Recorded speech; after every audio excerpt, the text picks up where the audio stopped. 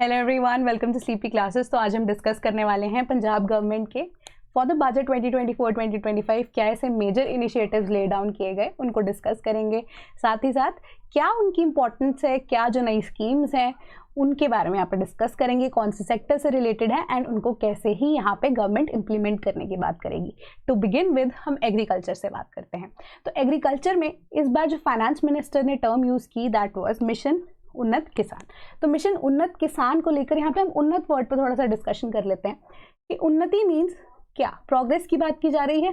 तो प्रोग्रेस यहाँ पे अगर वन फोल्ड तो नहीं होगी, है ना, यहाँ पे टू फोल्ड आप बोल सकते हो प्रोग्रेस की बात की जा रही है, उन्नति की बात की जा रही है। पहली with respect to environment, next in terms of economy. ठीक है, तो एनवायरमेंट से रिलेटेड कैसे, बाय फॉलोइंग क्रॉप रोटेशन। ठीक है, तो हमें पता है कि इन्वायरमेंटली आपने पढ़ा भी होगा कि एक ही तरह की सॉइल अगर आप उगाते रहेंगे तो सॉइल में डेप्रिवेशन हो जाएगी उन न्यूट्रिएंट्स की ही। तो नेक्स्ट टाइम सेम क्रॉप उगाएंगे तो फर्टिलाइजर और पेस्टिसाइड्स की रिक्वायरमेंट जो है वो बढ़ जाएगी, जो कि फर्दर क्या करेगी, इनपुट कॉस्ट बढ़ाती है ऑफ द फार्मर्स, राइट। वेराज अगर आप क्रॉप रोटेशन को फॉलो करेंगे तो उससे क्या होने वाला है कि सॉइल की रिजुविनेशन हो जाएगी, रिप्लेनिशमेंट हो जाती है यहाँ पे। तो इस वजह से क्रॉप रोटेशन को फॉलो किया जाएगा। सेकेंडली, इकोनॉमिक बेनिफिट्स यहाँ पे क्या होंगे क्रॉप रोटेशन के, कि नई नई तरह की यहाँ पे फसल अगर उगाई जाएगी किसान की तरफ से तो नई उत्पत्ति से क्या होगा, इकोनॉमी भी साथ के साथ ग्रो करती है, राइट। तो इसी के बेसिस पे अब लास्ट ईयर के बजट में कॉटन कल्टिवेशन के ऊपर जोर दिया गया था, जिसकी वजह से फार्मर्स को 33% सब्सिडी भी प्रोवाइड की गई थी। तो इसका आउटकम जो है फाइनेंस मिनिस्टर ने बताया कि इससे 87,000 फार्मर्स जो है उन्हें फायदा हुआ overall in the current year जो कि चल रहा है, राइट। तो इसके बेसिस पे एक नया इनिशिएटिव यहाँ पे लॉन्च किया गया विद रिस्पेक्ट टू हॉर्टिकल्चर, जिसको हम क्या बोल रहे हैं, फेज का नाम दे रहे हैं। तो phase is Punjab horticulture advancement and sustainable entrepreneurship. तो एक ये नया तरह का प्रोग्राम है जिसके थ्रू क्या होगा, हॉर्टिकल्चर को डेवलप की जाने की बात की जाएगी। हॉर्टिकल्चर क्या है, जहाँ पे हम exotic species with respect to vegetables and flowers की बात करते हैं, उनको ग्रो किया जाएगा। ठीक है, फ्रूट की कल्टिवेशन यहाँ पे की जाएगी। तो इसी तरीके का एम्फेसिस यहाँ पे क्या किया जा रहा है, दिया जा रहा है with respect to mushroom cultivation, flower cultivation, साथ साथ एक्सोटिक जो हमारे पास वेजिटेबल्स हैं उनको ग्रो किया जाएगा। सीड प्रोडक्शन के ऊपर ज़्यादा ध्यान दिया जा रहा है। जैसे कि कॉटन कल्टीवेशन में सब्सिडी दी गई थी 33% की, सिमिलर तरीके से इस बार 10,000 रुपीज़ पर एकड़ की हेल्प सरकार की तरफ से दी जाएगी अगर आप करते हैं इस टेक्निक को यूज़, यानी कि हॉर्टिकल्चर को अगर आप डेवलप करने की बात कर रहे हैं अपनी फील्ड के ऊपर। बट यहाँ पे शर्त क्या रहेगी कि जो इरिगेशन होगी इस हॉर्टिकल्चर वाली जितनी भी फसल होगी उसकी होगी वाया ड्रिप इरिगेशन। ठीक है, ये ऐसा क्यों किया गया, क्योंकि यहाँ पे अब हम बात कर रहे हैं ना, इन्वायरमेंटली सस्टेनेबल भी होनी चाहिए कुछ चीज़ें। तो यहाँ पे डायरेक्ट लिंक है with respect to drip irrigation का ground water depletion of Punjab के साथ। तो अब यहाँ पे मेजर मोटिव फेज का क्या है कि saving ground water and increase करनी है साथ के साथ ही fruit cultivation in the area of Punjab. तो इसी वजह से कि अब फ्रूट तो कल्टिवेट कर लिया है, बट एक मेजर मुद्दा यहाँ पे क्या रहता है कि वो अब प्रॉपर अपनी लोकेशन तक कैसे जाएगा, है ना। ऐसा तो है नहीं कि फार्मर्स प्रोड्यूस करके उसको खुद ही खा लेंगे, है ना। तो अब उसकी प्रॉपर कलेक्शन से लेकर उसकी मार्केटिंग से लेकर उसकी फर्दर मंडी तक जाने तक का प्रोसेस जो है वो भी सरकार ने अपने जिम्मे लेते हुए कहा है इस बजट के अंदर कि जो पंजाब एग्रीकल्चर एक्सपोर्ट कोऑपरेशन है उन्होंने मेमोरेंडम ऑफ अंडरस्टैंडिंग साइन किया है विद सिडबी, जिसके थ्रू अब आप कह सकते हो कि प्रोडक्शन के बाद से लेकर उसके मंडी तक जाने तक का, जिसके अंदर आपका मार्केटिंग वाला प्रोसेस भी आता है, वो सारा सरकार अपने जो है जिम्मे ले रही है। तो सिडबी के साथ इसीलिए मेमोरेंडम ऑफ अंडरस्टैंडिंग यहाँ पे साइन किया गया है। तो कैपिटल आउटले अगर हम देखें तो 250 करोड़ का यहाँ पे सरकार के द्वारा ले डाउन किया गया विद रिस्पेक्ट टू फेज। तो अब हम बात करते हैं ग्राउंड वाटर डिप्लीशन के ऊपर ही। तो डार्क जोन जो है कि इंपॉर्टेंट टर्म है वो यूज़ की जा रही है आजकल। So it is an important area. तो डार्क जोन होता क्या है, तो बेसिकली हमारे पास ग्राउंड वाटर होता है। ग्राउंड वाटर की रिप्लेनिशमेंट जो है वाया रेनफॉल भी होती है, ठीक है। तो ग्राउंड वाटर की रिप्लेनिशमेंट वाया फ्लड्स भी होती है। तो दोनों ही चीज़ों में हम देख रहे हैं कि ऐसा नहीं है, है ना, खुदा ना खास्ता फ्लड्स ना भी हैं, ठीक है। तो इस वजह से अब पंजाब में जो 150 ऐसे वाटर ब्लॉक्स बनाए गए थे उनमें से 114 डार्क जोन्स में आते हैं। तो डार्क जोन में ऐसा होता है कि जो जहाँ पे पानी ज़्यादा निकाला जा रहा है और वो ग्राउंड वाटर जो लेवल है वो उतना वापस से रिप्लेनिश नहीं हो पा रहा है, यानी कि आप आउटपुट पानी का ज़्यादा ले रहे हैं, उसमें वापस पानी उतना नहीं भर रहा है। तो इस वजह से वाटर क्राइसिस पंजाब के अंदर बहुत ज़्यादा देखने को मिल रहे हैं। तो इसी वजह से जो फेज स्कीम है वो ग्राउंड वाटर को बचाना भी चाह रही है एंड ड्रिप इरिगेशन के थ्रू, यानी कि माइक्रो इरिगेशन सिस्टम्स को यूज़ करते हुए यहाँ पे पाइपलाइंस का एंड साथ ही साथ माइक्रो इरिगेशन को प्रमोट किया जा रहा है via this phase scheme. And ये ग्राउंड वाटर पाइपलाइंस जो है वो ले डाउन की जा रही हैं with the help of NABARD. तो ये 2 प्रोजेक्ट्स जो हैं ये भी सरकार अंडरटेक कर रही है in the coming years, right. तो ग्राउंड वाटर को यहाँ पे फर्दर रिप्लेनिश होने का मौका दिया जा रहा है, या आप कह सकते हो रिप्लेनिश किया जाएगा बाय द गवर्नमेंट इटसेल्फ। तो डार्क जोन जो हैं उनकी मात्रा कम करनी पड़ेगी, क्योंकि 150 में से 114 ऑलरेडी ब्लॉक्स जो हैं वो डिप्लीटेड है ऑफ ग्राउंड वाटर। फर्दर अगर हम देखें तो सस्टेनेबल एंटरप्रेन्योरशिप की यहाँ पे बात की गई है ना, तो सस्टेनेबल ग्राउंड वाटर हमारे पास तभी हो पाएगा जब हम उसको रिप्लेनिश होने का मौका देंगे। तो सिमिलर तरीके से हमारे पास बजट में इसकी एलोकेशन 194 करोड़ रुपीज़ दी गई। तो अब बात करते हैं with respect to water management ही मालवा प्रोजेक्ट कैनाल। तो एक नया कैनाल बनाने की बात यहाँ पे ले डाउन की गई बजट के अंदर, जो कि पहला मेजर इंफ्रास्ट्रक्चरल प्रोजेक्ट होगा ऑफ द न्यू गवर्नमेंट, जो अपने 3rd बजट में इस चीज़ को पेश कर रहे हैं।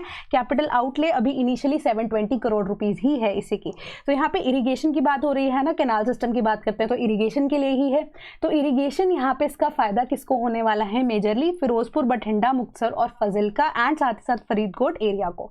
तो ये प्लान अभी कैसे इम्प्लीमेंट होगा उसके मैप के ऊपर इतना भी न्यूज़ में नहीं दिया गया है, ठीक है। बट मेजरली जो है माना जा रहा है कि राजस्थान कैनाल फीडर के लेफ्ट साइड पे इसको लोकेट किया जाएगा and major portion of the canal जो है वो राजस्थान की बैरन या खाली जगह पे बनाया जाएगा।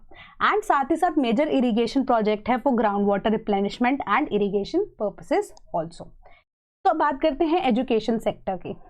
तो यहाँ पे बोला गया बजट के अंदर कि हमें लिटरेट पंजाब नहीं चाहिए, हमें एजुकेटेड पंजाब चाहिए।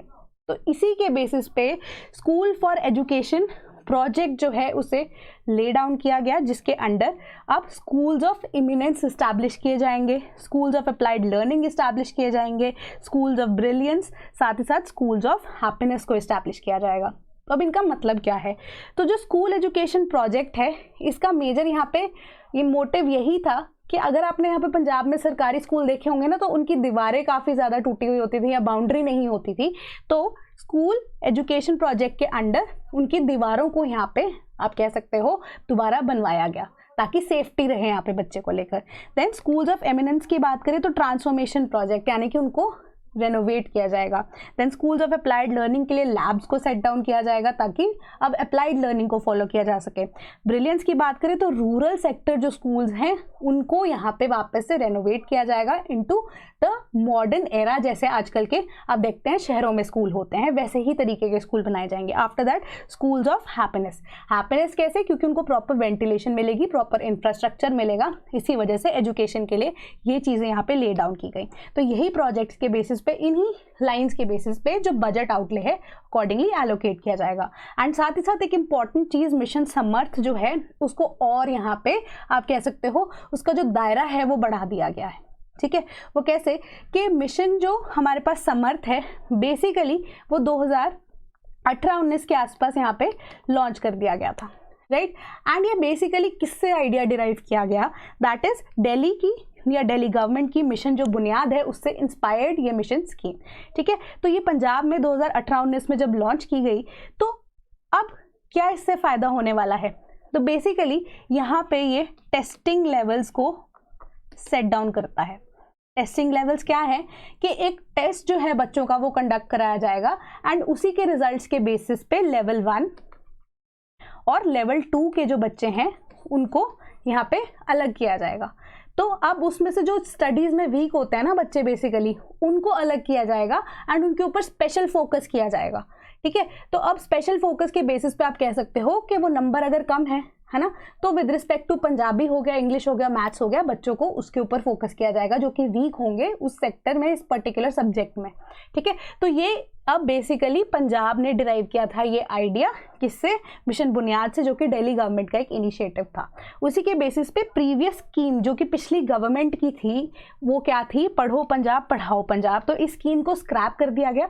उसके अलावा यहाँ पे मिशन समर्थ को सामने लाया गया। तो अब ये जो टेस्ट होंगे टाइमली, है ना, जिससे लेवल 1 लेवल 2 निकाले जाएंगे, या उनको एक स्पेशल, जो बच्चे हैं वीक हैं उनको स्पेशल लर्निंग मटेरियल यहाँ पे प्रोवाइड किया जाएगा। तो वो लर्निंग मटेरियल यहाँ पे कौन? सर्ट प्रोवाइड करेगा, that is state council for educational research and training. तो इसके बेसिस से क्या होगा? फाइनली हमारा जो एजेंडा था सरकार का, दैट वाज एजुकेटेड पंजाब, वो यहाँ पे लेके आने की बात की जा रही है। ठीक है, तो मिशन समर्थ जो है इससे रिलेटेड है। आफ्टर दैट अब टेक्सटाइल्स की बात कर लेते हैं। तो मिशन फुलकारी यहाँ पे आया है। तो फुलकारी का तो हमें पता है कि जीआई टैग पंजाब, हरियाणा और राजस्थान के पास है। तो बेसिकली फुलकारी जो है घर पे बैठ के औरतें ही बनाती हैं, है ना। तो उस वजह से अब जो वो घर की औरतें हैं वो फाइनली अपना प्रोडक्ट मार्केट में बेचें, उसका यहाँ पे मिशन फुलकारी से लेना देना है कि विलेजेस में जो घर पे बैठ के फुलकारी बनाई जा रही है औरतों के द्वारा, उसको या उन औरतों को निफ्ट दिल्ली के साथ कोलैबोरेट कर दिया गया है, ताकि अब फाइनली मार्केट में वो भी अपना product at a better rate बेच सके। ठीक है, तो यहाँ पे अब विलेज लेवल पे, ग्रास रूट लेवल पे काम किया जा रहा है विद रिस्पेक्ट टू हमारी टेक्सटाइल्स, आप कह सकते हो with respect to the areas which are required, कि उनको इकोनॉमिकली अब ग्रो कराया जा सके। सो ये एक ई कमर्शियल प्लेटफॉर्म जो है प्रोवाइड कर रहा है टू दोज विलेज विमेन जो कि घर बैठकर फुलकारी बना रही हैं। After that environment and wild life की बात कर लेते हैं कि पिछले साल के अकॉर्डेंस में जो अब इस साल बताया गया है फाइनेंस मिनिस्टर के द्वारा कि 46.2 लाख ट्री सैपलिंग जो है उन्हें अब प्लांट किया गया है under the current financial year जो कि अभी चल रहा है, अंडर पन Campa green Punjab mission and green India mission. ठीक है, तो बेसिकली इसके लिए कैपिटल आउटले इस साल 263 करोड़ दिया गया है। तो बेसिकली अभी पन Campa green Punjab mission green India mission है क्या? तो पन कैंपा जो है आप कह सकते हो एक स्टेट का ही ले डाउन किया गया कैंपा फंड है। ठीक है, कैंपा फंड जो है हमें पता है, अब प्लीज कमेंट बॉक्स में मुझे बताना कि कौन सी ऐसी जो है जजमेंट थी सुप्रीम कोर्ट की जिसके बेसिस पे कैंपा फंड बनाया गया।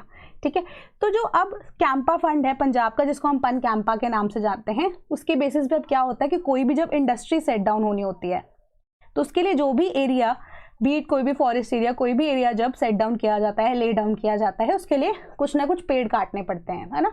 तो उसी के बेसिस में इन ल्यू ऑफ दैट जो इंडस्ट्रीज है कुछ अमाउंट पे करती है टू द गवर्नमेंट। सो उस फंड को हम कैंपा फंड बोलते हैं, जिसके बेसिस पे अब क्या होगा और ट्रीज को प्लांट किया जाएगा in lieu of cutting those trees for making such industry. ठीक है, तो अब उसी के बेसिस पे बता रहे हैं कि लास्ट ईयर के हिसाब से, जो कि करंट हमारा फाइनेंशियल ईयर चल रहा है, कि उसके अकॉर्डिंगली 46.2 लाख ट्री सैपलिंग्स को यहाँ पे क्या किया गया, प्लांट किया गया पन कैंपा के अंडर। ठीक है, तो आगे की इसकी बजटरी एलोकेशन कितनी है? 263 करोड़ रुपीस, राइट। सो अब इसके अलावा फरिश्ते स्कीम हम देख लेते हैं। तो एक्सीडेंटल केसेस की बात करते हैं। यहाँ पे पंजाब में एक्सीडेंट्स भी बहुत होते हैं, रोड रेज के केसेस भी हम बहुत ज़्यादा देखते हैं, तो लोग भी काफ़ी ज़्यादा एक्सीडेंट से मरते हैं। But most of the cases में हम देखते हैं कि उनको कोई उठाने नहीं आता अनटिल अनलेस एम्बुलेंस नहीं आ जाती। क्यों? क्योंकि लोग जो है वो डरते हैं कि पुलिस बाद में हम पे नाम लगा देगी and all that. So under this फरिश्ते स्कीम अब क्या है कि जो भी एक्सीडेंटल डेथ्स होंगी उनको बचाने के लिए जो फरिश्ते आते हैं ना, जो लोग उठाकर उनको हॉस्पिटल लेके जाएंगे, कि एम्बुलेंस की वेट ना करते हुए अब फाइनली क्या होगा कि जो लोग हैं जो कि एक्सीडेंट में इंजर्ड हैं उन्हें उठाकर ले जाएं हॉस्पिटल तक, and as a result incentive यहाँ पे क्या होगा कि कैश रिवॉर्ड्स आपको प्रोवाइड किए जाएंगे, सर्टिफिकेट्स आपको प्रोवाइड किए जाएंगे, एंड साथ साथ इम्यूनिटी दी जाएगी from legal complications and police investigations. ठीक है, तो टोटल इसका क्या है कि हमारे पास जो रोड रेज में या इवन की रोड एक्सीडेंट्स में या किसी भी तरह के एक्सीडेंट्स में डेथ होती हैं उनको यहाँ पे कम किया जा सके। तो इसके लिए कैपिटल आउटले 20 करोड़ की पंजाब गवर्नमेंट ने यहाँ पे ले डाउन की है। तो अब बात करते हैं इंडस्ट्रीज एंड कॉमर्स की। तो यहाँ पे सरकार व्यापार मिलनी ये टर्म यूज़ किया गया। तो इसके बेसिस पे क्या होगा कि जो चीफ मिनिस्टर हैं वो खुद से ही जाके इंडस्ट्रियलिस्ट से यहाँ पे मिल रहे हैं, एमएसएमईज के जितने भी ओनर्स हैं उनसे जाकर बात कर रहे हैं। तो डिस्प्यूट जितने भी हैं उनके रिजॉल्व यहाँ पे डायरेक्ट बेसिस पे किए जा रहे हैं। तो पंजाब गवर्नमेंट ने एक नई एमएसएमई विंग को भी ले डाउन किया है, एंड ये किस लिए काम करेगी, ताकि एनहांस कर सके competitiveness of MSMEs of Punjab, and साथ ही साथ एक कंटिन्यूस फ्लो ऑफ क्रेडिट रहे फाइनेंशियल इंस्टीट्यूशंस के साथ। क्यों? क्योंकि एक डायरेक्ट यहाँ पे ओवरव्यू कौन कर रहे हैं इसका, चीफ मिनिस्टर खुद से ही कर रहे हैं, एंड एमएसएमईज की फर्दर एक्सपेंशन भी हो सके और एक इनोवेशन का ये मेथड भी हो सके। ठीक है, इनोवेशन को भी अब पिक्चर में लाया जा सके। तो इससे बेनिफिट जो है एस्टिमेट लगाया जा रहा है as per the budget 8 lakh MSMEs को होने वाला है पंजाब की ही। तो अब ईज ऑफ डूइंग बिजनेस की भी यहाँ पे बात कर लेते हैं। तो बेसिकली कि ईज ऑफ डूइंग बिजनेस के लिए यहाँ पे पंजाब ने बिजनेस फर्स्ट पोर्टल जो है उसको इस्टेब्लिश किया। ठीक है, तो बिजनेस फर्स्ट पोर्टल में बेसिकली क्या था कि जितनी भी बिजनेस रिलेटेड इंफॉर्मेशन थी वो अब पुट करनी थी, है ना, उसमें डालनी थी कोई भी इंडस्ट्री जब भी कोई एमएसएमई रजिस्टर की जाती है। तो अब ये जो पोर्टल है इसको नेशनल सिंगल विंडो पोर्टल के साथ इंटीग्रेट कर दिया गया है, जो कि ईज ऑफ डूइंग बिजनेस है by the government of India, जो कि मेक इन इंडिया का एक प्रोग्राम है, राइट। तो अब उन दोनों को इंटीग्रेट कर दिया गया है, यानी कि अब जो भी इंफॉर्मेशन इस पोर्टल पे डल रही थी वो ऑटोमेटिकली अब इंटीग्रेट कर दी गई है ease of doing business portal के साथ ही। ठीक है, तो इससे क्या होने वाला है कि जो सिर्फ और सिर्फ पंजाब की इंफॉर्मेशन थी आपस में सर्कुलेट हो रही थी वो पूरे इंडिया के साथ हो सकती है। एक्सपेंशन का एक तरीका है, इनोवेशन का एक नया तरीका है। ठीक है, तो इसी तरीके से एमएसएमईज और भी ज्यादा यहाँ पे ग्रो कर सकती हैं। तो इस पोर्टल से क्या होगा, over 10,000 units have been granted regulatory clearances and over 1 lakh units have been provided different sector services in a time bound manner। पूरे इंडिया में वो चीज़ जो है अब फैल सकती है। तो इसके अलावा अब इंट्रोड्यूस किया गया है ग्रीन स्टैम्प पेपर इनिशिएटिव को। तो ग्रीन स्टैम्प पेपर इनिशिएटिव क्या है, बेसिकली गवर्नमेंट ऑफ पंजाब का ये सबसे पहला इनिशिएटिव था। ठीक है, कि ग्रीन स्टैम्प्स, तो अब ग्रीन कलर का एक पेपर होगा, ठीक है, उस पे आपको, जो कि रेगुलर अगर आप देखेंगे कि स्टैम्प पेपर से थोड़ा महंगा ही होगा, बट इसका फ़ायदा यही होने वाला है कि जब भी कोई इंडस्ट्री सेट डाउन होती है उसके लिए आपको जो डिफरेंट परमिशंस चाहिए होंगी, अब उसके लिए आपको भागना नहीं पड़ेगा। वही स्टैम्प पेपर जिसको बनने में 15 दिन लगेंगे, वो अगर आपने ले लिया है आप वो इंडस्ट्री को शुरू कर सकते हैं, जो भी एरिया लिया गया है रजिस्टर कराने के बाद। तो ये ग्रीन स्टैम्प पेपर जो है हर एक तरह की आप कह सकते हो परमिशन का आपके पास एक लाइसेंस प्रोवाइड करता है। तो ये पहला आप कह सकते हो कि एक सिंगल यूनिफाइड सिस्टम जिसमें आपको एक ही जगह सारी परमिशन प्रोवाइड की जा रही है। ठीक है, विद अ फी, जो कि अब डिफरेंट एरिया से आपको लेकर जानी पड़नी थी, जैसे कि फायर स्टेशन की परमिशन चाहिए था ना, तो उसी तरीके से सारी की सारी आपको प्रॉपर यहाँ पे प्रोवाइड की जा रही है। क्या आपको परमिशंस प्रोवाइड की जा रही हैं under a unified system, that is your green pepper. ठीक है, कि ग्रीन कलर्ड का स्टैम्प पेपर है कि इंडस्ट्रियलिस्ट जो है उन्होंने पे कर दी है हर तरह की रिक्विजिट फी एंड उनको वो परमिशन ग्रांट की कर दी गई है with the respective departments, and साथ ही साथ आप जो है अपना इंडस्ट्री का काम यहाँ पे शुरू कर सकते हैं। तो एक फास्टर मेथड ऑफ अचीविंग, या आप कह सकते हैं ईज ऑफ डूइंग बिजनेस जो है यहाँ पे उसको और इजी कर दिया गया by the government of Punjab. ये पहला ऐसा पोर्टल पंजाब गवर्नमेंट का, या पहला ऐसा इनिशिएटिव आप कह सकते हो पंजाब गवर्नमेंट का जो लिया गया। ठीक है, तो ये अब इन्वेस्ट पंजाब पोर्टल जो है उसको भी इस्टेब्लिश कर दिया गया है, जहाँ पे आप अगर फैक्ट्री को सेट डाउन कर देते हैं, ले डाउन कर देते हैं, ऑटोमेटिकली आपकी जो इन्वेस्ट पंजाब वाली पोर्टल है उस पर इंफॉर्मेशन जो है अपडेट हो जाती है टाइमली। तो अब ग्रीन स्टैम्प पेपर जो है मैंने आपको ऑलरेडी बता दिया कि 10 डेज का प्रोसेस है एप्लीकेशन का। तो बाय द टाइम आप बाद में जो है इसे परचेज करके एनओसीज जो है आपको ग्रांट हो जाएंगे, and after that you can set up your own industries. ठीक है, so I hope this was fruitful session. कोई भी डाउट होगा प्लीज़ पूछेगा, एंड साथ ही साथ जो बजट है उसमें और भी बहुत सारी स्कीम्स जो है वो ले डाउन की गई थी, but some of them were आप कह सकते हो काफ़ी पुरानी है, कुछ आप यूपीएससी में रेगुलरली पढ़ते रहते हैं। सो ये डॉक्यूमेंट का लिंक मैं अटैच करा दूंगी डिस्क्रिप्शन में, do have a look at that also. Thank you so much.